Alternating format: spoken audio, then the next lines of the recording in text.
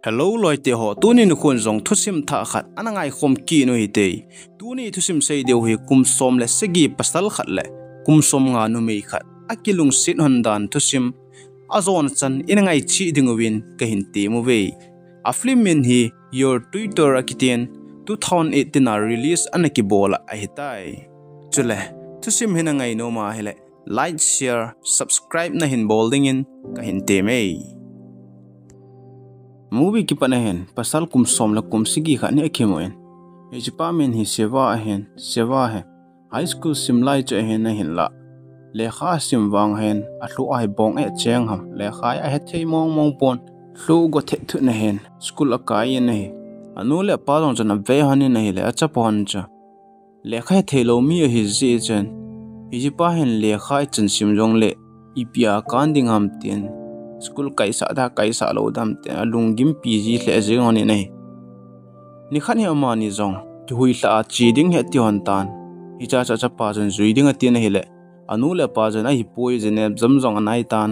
nang in anomen lang phat te chan le khani ki simin ep jamana pa se lawa hele sa ka tha pi lo ding he tian acha pa cha achang sen in ada hlain le kha sim dingen anu le pa ki hui hla dingen apo do han ta na hi anu le pa po do chen sewa jong chen bolding a heta pon lekha kila do sim jing ding jong cho lekha thelo mi hi ji chen achang changa ipi a het tum tal lo di je chen aman jong alek to ba ki sa da in lek to ma chen online na a hil the tuition la na the he a hin hol ta na hi le Tutor app si a hin mutan hi cha chen aman jong tuition la na the lekha kil sa the cha hin hol ta na hi le teacher khan hi a hin ki mu ta na hi hi che ki mu pha chen ama zong a in mun lang chu azon ta na hi aji chu a exam bol na ding nai cha bo hi a hi tai ama zong a chen a hi le building in mun khani aga tlung tan a chi chen a hi le online a amu nu te room chong hi ta a pamlanga bel cha me in a hi le aging ta pon agin lo pha ja nu la kona kor kha chong kyong in hi cha chen me kha na hung po de hi che lai bel cha si e kiu tho ena tien aile siwa zong chen aga kiu tho tan na hele ko cho hong kyong tan ko hong kyon hon chen numei khat hi ana hi ta na hi numei nu zong chen siwa ko ma chen nang hin hi am Tutor ai hin ho wa cha tien in sung chen a puilu ne nei amin hi ena hi in akum wang he kum som nga no chen bo a hin ala ye nei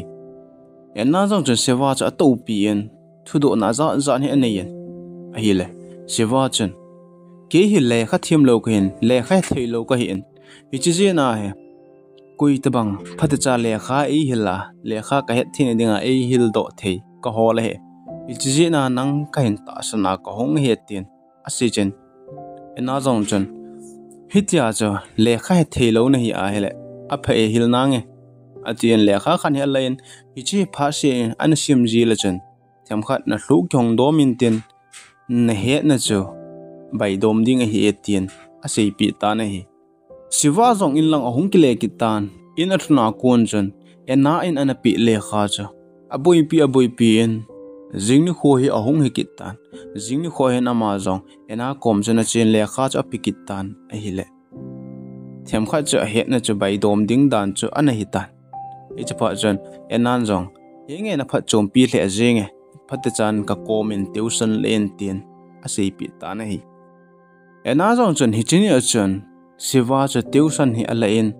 le kha ho cha hilin a hile siwa chen a le kha hil na chu ngai ta lo chen a khut cha dan ai lo le a ki sei da na ki sem na ki sa dan ho hi chu ho chu hin ve nom ta na hi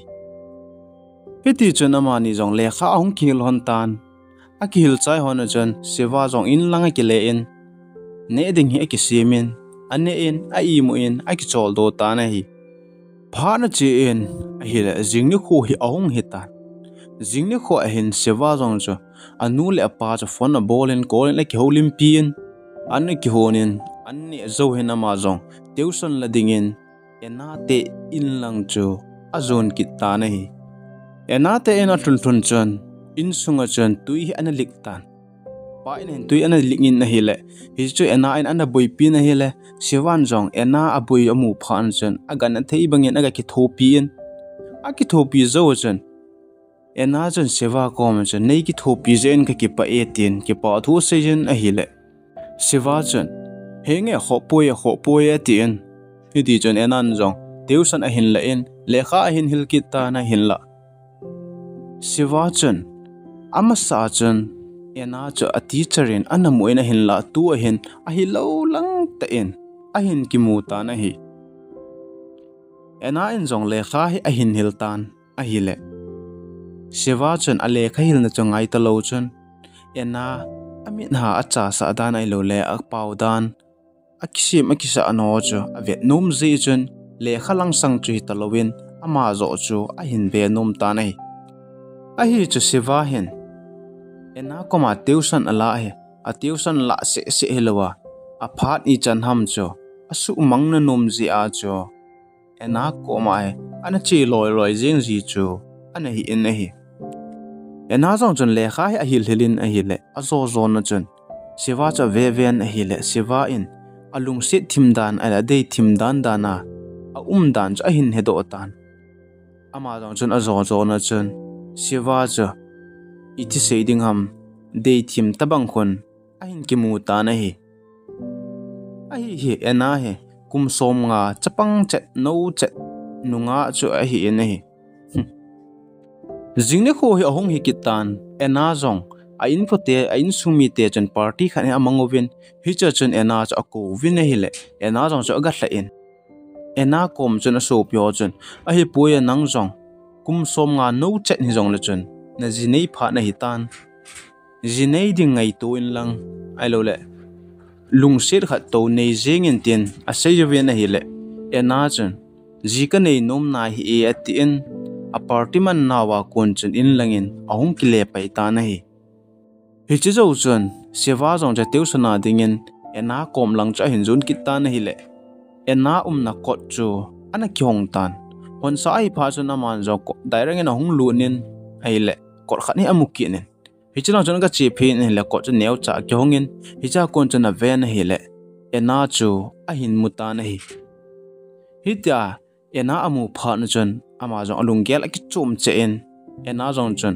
in siwa a hin mu chun ko cho bonin vona ke ni ti chun apam lang hin ahung po do ta na hi ti chun amani jong tuition a hin lakin han tan tuition ki chai jong le siwa he ena koma den ding ti ho he alung gel cha hi en ti chen sot ta he ena na room sung a hin ana ji ta na hi siwa in jong ena cha hin ngap sung che jing tan a khon na chen aman jong ena cha ipiti ki kho kha ham ai lo le ama personal life a hin khu tu sim ho chu a hin dong tan i ti chen a khau lim jing han ta na hi phara che na le jing ni ho he ahung hi kitan siwa jong chen pa cha ho he a hin choyen ena he api na hi le ena chen apa cha la pi ni sung chen aga tungin siwa ko ma chen aban pa cho he hin choi ngai ta poe athu pi mo wal jeng e tin a hi le hi chi pe don ta chen siwa cha hong nai phin ena cha kiss bowling a tin hi le ena chen nga ading a tin a hin la nga zo ta lo chen ong kiss tu han ta na hi hi chi zawa kon chen sewa cha ke pa tle jeng tan alungel cho khat reading a cham kim tle jeng tan ena jong chen facebook account a kyonin account chen sewa profile cha cheng a bolin a veta na hile sewa cha chapang a hle jengin a in la aman jong alung sit tle jeng tan alung sit wang chen amani kum a ki ba alo ji chen ena chen ama ko na i tik ki hen lang le ki gam thading ham ti lunggel anei tan hi jong le hetia aman jong alung sit thim a hi ta ji chen siwa a kona gam thazo ding hinam azona chan in ngai ding win inavet diwin ikitiam ve ni khat ni siwa jong tuition la ding hina che ki ta na hile ena cha ana umen in sung alun chen aman jong ena cha ngap sung a hi ta ji chen avon hoya su nen ena nu lang jana che na ga tu ta na hile ena in ama akona ki gam tha de ti wang chen gam tha zo ta lo chen siwa to ena cho ahung khom han ta na hi hitia ahung khom zo hana kona ahin khu thusim han hi hong ki pan bip ding a hi hitia ahong ki ngap sung hana kon chen ena le siwa rong jo ahong ki lung se do han tan ahong ki lung se non phan chen ena te en chen ni hlum hel helen le kha ki hil hanin na ki chem hanin na ki dai hanin hin ho hi no te en ahin mangon ta na hi a hi chu siwa anu le pa jong in lang ahong ki le hona ding nai tul chul jeng tan ahong ki le hon ka chen ina be se talovin nu mei ho ina hen anha jata na hi jingni kho hi ahong hi kitan ena jong thil chu ding hina chen a thil chu o ja li fa hen bu to ding a tin ele cha chen pasal kha jong hi ahong lut tha en hi chu pasal pa chen ena cha ho pi en iti sei ding ham adei thim tabang khon a ho pi na hi le ena chen lungmun pi dang chapang jong le anani ta ji chen iza selovin leaf ko ong kyon hon chen ada ra ta na hi pha chong kha zo wa hin ena koma chen sewa he tuition la ding en ahong kitan koi tuition la amala chana mani he ahong khom kinan tani chen ahong kilung se che honen ena jong chen sewa alung se hle jeng tan sewa jong ena chen angol hle jeng tan hi zan hi ahong hitan zan hin a in sungwa sewa aloi ho hin party hi hin mangtawin a party man jiwa chen ena ti en lang cho ana che thei ta pon hitia aloi ho to zu odon wa lai ta wa chen a hial langa aloi nu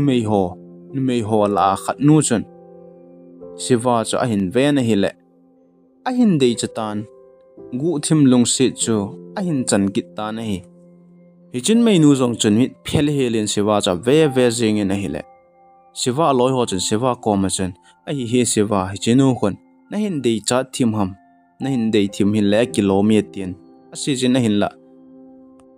siwa chen lungsit dang ena anani ji chen izin a gel pon a hin la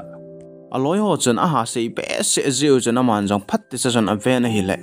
hi chin me nu cha a hin dei chatan a dei chat phan chen a mo jong gim khan ne ki chem win gim a ki chip law chen a zo nen hi chin me nu to siwa cha room khan hen a gi khom hon ta na hi jing ho hi ahung wa tan siwa jong ahung khangin a khe yi na hi le a ko ma chen zana amu nu chu ana ki jam ta na hi numeinu amu mu chen ama jong he lungel no mo pai jingen aji chu ena to hitia khom zowa numei dang to khom ki chu thi mo ki sa hle jingen zan he na ma jong ena na ina chu na che ta na hi le ena chu in sung la chen le khanan sun na boyen aga nai phien ena ko ma chen aga to ta na hi le ena chen zani thla ana inwa party na manwa na party man na wa numei khat to nagi khomi tian sei ta na hile siwa chen nei ngai da men kabol hiela hi tai ka het thiam lo het tian ngai da me ki thumin a hile ena chen kam cheng kha chan jong adon but pon a hile siwa cho aki phalam tle jengen amala ma aki bengen aki ho se ta nei hitia ki ho se pha na chen ena jong chen a hin lung sit ki ta na kolin siwa jong in langa ding hen akile kitai hitia pamla akile cho ena in window kon chen achi mangai cho aveta nei a dan hi ena in jong siwa he alung sit mong chu a hi ta nei siwa po do chen enan jong siwa a Facebook account cho che bol kit ta na hi le numei ho to lim akila anaw hi a hin mukitan hichi amu phan chen alungge anu mo hle jing nei aji cho ena hin siwa cho alung sit hle jing cho a hi en nei jing nu kho hi ahong hi kitan siwa jong bazar kai ding en chen in ahong ki le lang hen a in mai chen na meinu zan a khom pi nu cho a hin mutan hichin meinu chen a holim pi pin a hin la siwa chen ena cha su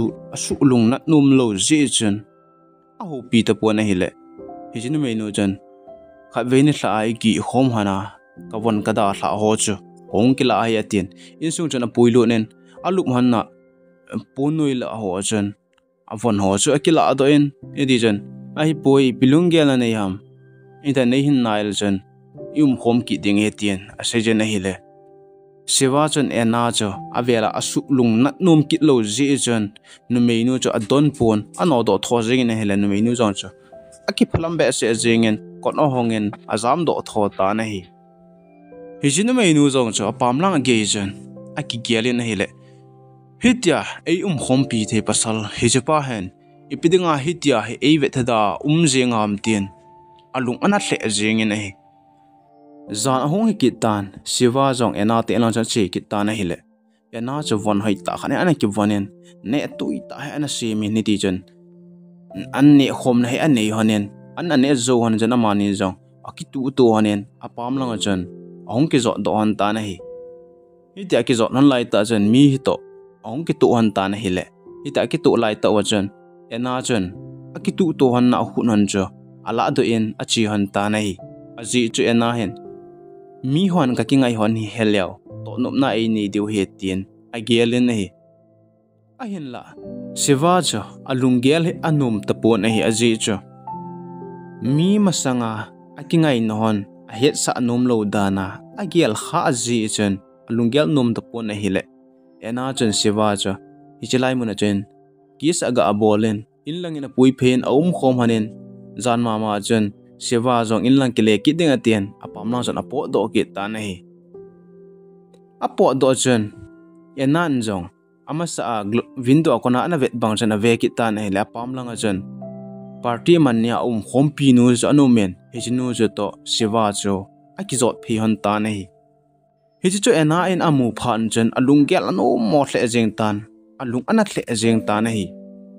jingni kho hi ong hi ki tan ena zong chen siwa ja nong chugu thimin azui le le jeng in hi le mun khana chen nimei tam ta pi to limakila le win hi che chen siwan zong ena cha hin mu khatan akoma chi ding la hi banga han to ki dei cho loi ho chen heliao ei nui san diu he tin agelin achi ngam je pon hi che pa chen aloi ho na mun cha da thlan azam do ta na hi ena zong chen nimei ho na kom chen agana yen ipia ki holim vem tien ngai hlin a hile party aman niwa khompi nu chen aloi ho kom chen siwa ja to hijijan che ko khom han cha num thle jeng e tien a sei ta nei hi chu ena en aki za do kit pha na chen hi chi chapang wang hen ki chip na ei nei a hi bowe mi ki flat ta hi bowe tien alung an hle jeng nei ena zong inlang akile en lifa chen a chi ki ta nei le ama sa pa pasal pa cha ahung kha kinen hejba jana ho pi kinen na hele ena jong chan a kheu pi en aruma dingena koven nei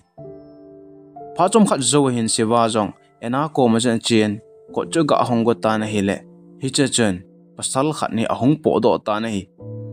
hi chi amu pha chen sewa jong lung gel anu mo le jing tan ena chen hi chi pasal pa apo do ma sang chen le kha khat he pe na hele hi chi pasal pa jong chu akile ta nei pasal pa po do chen sewa chu insunge lu nen a hi le ena chu lung phamot ta chen ano men ena kom cha na yin ele ena chen ipidinga hitia hinei bolham ni meidang to ipidinga an khom jeng nei kop ham tien asijin hele sewa chen sei to dinga tien a hin la ena alung nat wal ji chen ahung ke tom tan thil ho chu a hin pai thang ta nei sewa chen ena chu hil chi dinga tien a hi poi he chinu chu to aban imacha ka thi khon te ka ki hen hon na jong imacha poi tien asijin a hin la ena alung nat wal ji chen siwa cha om chana sonin a hele anung hlu en alu akita kha en hi pa chen siwa jong alung a hang be se jengen ena na in mun chu da tha deng tien apo do ta na hele ena jong chana gel kin ne no mo se en a thlai phin siwa cha a quality chen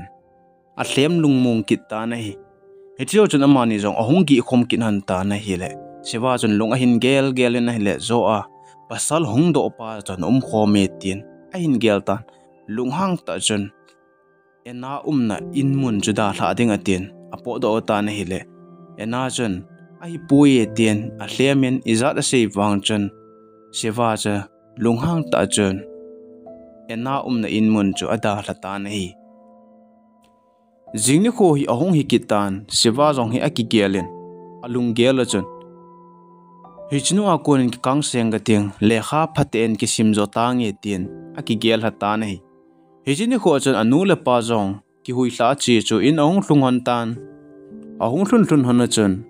siwa chon le kha na ve na hele anu le pa aki pa hle jing honen thil pi piam jong hi a hin cho pi honen nei a hin la siwa cha lung gel chon enabo gelin